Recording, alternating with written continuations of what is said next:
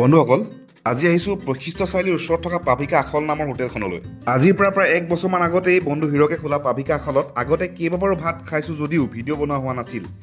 সেয়েহে আজি সীমান্ত আৰু মই দুয়োটাই দুপৰীয়া ভাত সাজ তাতেই খাবলৈ আহিলোঁ। আপোনালোকে বৈশিষ্ট্য চাৰিআলি ফালৰ পৰা পাটৰকুছি ৰাস্তাত আহিলে অপূৰ্ব চাউথ এপাৰ্টমেণ্টৰ ওচৰত এইখন হোটেল পাব।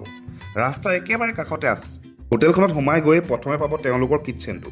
খুব পৰিষ্কাৰ পৰিচ্ছন্নকৈ ৰাখিছে আৰু এইফালে আমাৰ কাৰণে ভাত ৰেডি কৰি আছে। আৰু এয়া আমাৰ ভাতৰ থালি লগাই দিলেই। থালিখন দেখিছেনে? বেলেগ বেলেগ কেইবাটাও আইটেমে ভৰি আছে। তিল দিয়া গাহৰি, নৰ্মেল গাহৰি কাৰী, চিকেন কাৰী আৰু 2-3 বিধ দাইল, চাটনি, আলু পিটিকা দেখিয়ে খাওঁ খাওঁ লাগিল। এনেধৰণৰ লোভনীয় খাদ্য দেখি পেটৰ ভোক আৰু বাঢ়ি গ'ল আৰু আমি খাবলৈ আৰম্ভ কৰিলোঁ।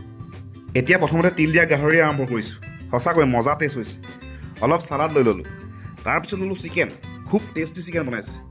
আৰু হোটেলখনত দামবোৰ ৰিজনেবল। বহুত ডাঙৰ ডাঙৰ হোটেলত আপুনি হাজাৰ পইচা খৰচ কৰি ভাল খানা খাব পাৰিব, কিন্তু আমি বিচাৰোঁ ক'ত কম দামত ভালকৈ এসাঁজ খাব পাৰি। ৰাতিপুৱা প্ৰায় 11টা বজাৰ পৰা ৰাতি 12 বজালৈকে খোলা থাকে হোটেলখন। ভাতৰ উপৰিও ৰাতি হ'লে তন্দুৰী চিকেন, পৰ্ক খৰিকা, স্ম'ক পৰ্ক আৰু তেনেকুৱা বহুত মাংসৰ আইটেম এভেইলেবল হয়। যদি কেতিয়াবা এফালে আহে আপোনালোকেও সোমাই খাই চাব। আশা কৰোঁ খাই নিশ্চয় ভাল পাব। আৰু যদি আপোনালোকে ইয়াত খাইছে তেতিয়াহ'লে কমেণ্ট কৰিব। ভিডিঅ'টো চাই কেনেকুৱা পালে জনাব আৰু যদি ভাল পালে তেনেহ'লে লাইক, কমেণ্ট আৰু শ্বেয়াৰ কৰিবলৈ নাপাহৰিব। Thank you.